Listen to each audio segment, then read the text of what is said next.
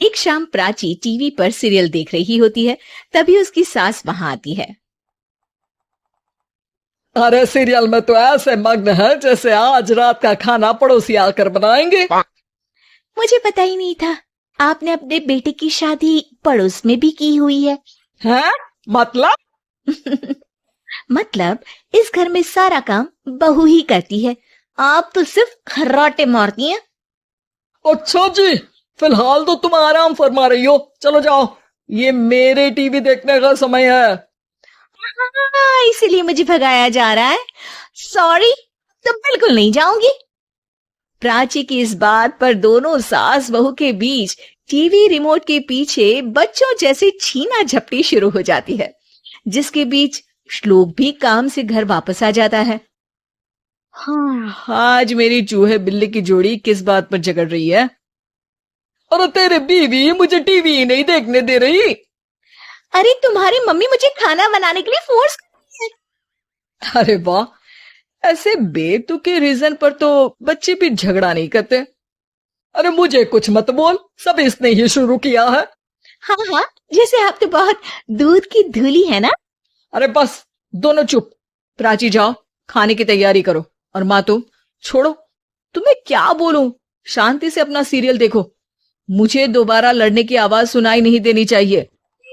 ऐसा बोलकर श्लोक वहां से चला जाता है, जिसके पीछे पीछे प्राची भी कुछ न कुछ बड़बड़ाते हुए रसोई में चली जाती है। हाँ हाँ, सासू जी को तो कुछ बोलेंगे ही नहीं, बस मुझ पर ही हुक्म चलता है, खाना बनाओ, जैसे मैं इनके घर में खाना बनाने के लिए आई हूँ। इसी तरह शाम बीतती है और रात को श्लोक और प्राची की सास खाना खाकर सोने चले जाते हैं। लेकिन प्राची गुस्से में कुछ खाए बिना काम में ही लगी रहती है। इस घर में किसी को घंटा फिक्र नहीं पड़ता, मैं खाऊं या भूखी रहूं। प्राची कुछ देर के लिए रसोई से बाहर जाती है और जैसे ही वापस आती है तो वहां दूध का भरा ग्लास देखकर हैरान रह जाती है। फिक्र पूरी है, बस दिखाना नहीं है। प्राची दूध पीकर सोने चली जाती है और अगली सुबह एक बार फिर सास बहू का कार्टून नेटवर्क स्टार्ट हो जाता है। ये तुमने ही किया है। अरे अजीब जबरदस्ती है, मैं बोल रही हूँ मैंने कुछ नहीं किया। दोनों ने मिलकर पूरे घर को पागल खाना बनाया हुआ है। यहाँ कोई नॉर्मल इंसान तो रह ही नहीं सकता, इसीलिए अब पड़ोसी क्या रिश्तेदार भी घर आने से कतराते हैं। और सुन बेटे, तू भी चंगा, तेरी माँ भी चंगी, तेरी बीवी भी चंगी, रिश्तेदार। हाँ जी, आपको नहीं पता क्या, गंगाधर ही शक्तिमान है, रिश्तेदार ही। हाँ हाँ, बस समझ गया। कभी जानवरों जैसे लड़ेंगी तो कभी जुगलबंदी करेंगी। भाई मैं आप दोनों के बीच में नहीं फंसना चाहता। सास बहू की इस मनमौजी जोड़ी से परेशान होकर श्लोक अपना सिर खुजलाता वहां से चला जाता है। चलो अब मैं भी कीर्तन में जा रही हूँ।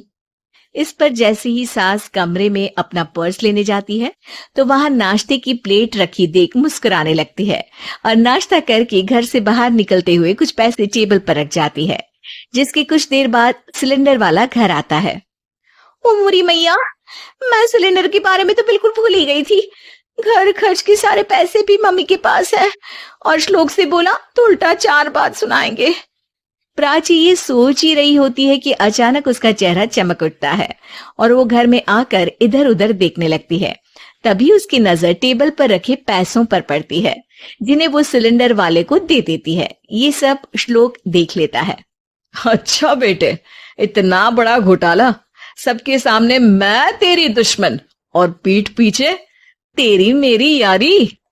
इस पर श्लोक एक प्लान बनाता है और शाम को सब एक साथ बैठे होने पर बोलने लगता है।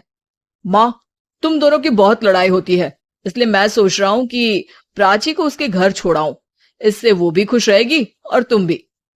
अचानक श्लोक की ये बात सुनकर सास बहू शौक से उसकी तरफ देखती है। ऐसे कैसे घर छोड़ाओगे, मुझे कहीं नहीं जाना। अरे तुमने बोला नहीं पर मैंने सुन लिया, तुम्हें मम्मी के साथ रहना अच्छा नहीं लगता, मुझे पता है। अरे वो, अरे जब बहू खुद कुछ काम बोले तो वो तुझे सुनता नहीं, और अब जो इसने बोला ही नहीं वो तू समझ गया। जब उसे नहीं जाना तो फिर जबरदस्ती क्यों कर रहा है? अच्छा, फिर आपको मौसी के घर छोड़ाता हूँ, बस अब आप दोनों एक घर में एक छत के नीचे नहीं रह सकती। मैं इस टॉम एंड जेरी की जोड़ी को और नहीं झेल सकता। हैं? ऐसे कैसे नहीं रह सकते? तुम्हें इतनी दिक्कत है तो तुम्हारा बोरिया बिस्तर पैक कर देती हूँ, लेकिन मम्मी जी कहीं नहीं जाएंगी। बिल्कुल यही सुनना था मुझे। अगर दोनों में इतना ही प्यार है, फिर हर वक्त ये लड़ाई का नाटक क्यों करती हो? देखा मैंने कैसे माँ किचन में दूध रखती है और तुम उनके लिए कमरे में नाश्ता रखती हो, और कैसे वो पहले ही तुम्हारी दिक्कत समझकर घर में पैसे रखकर बाहर जाती है।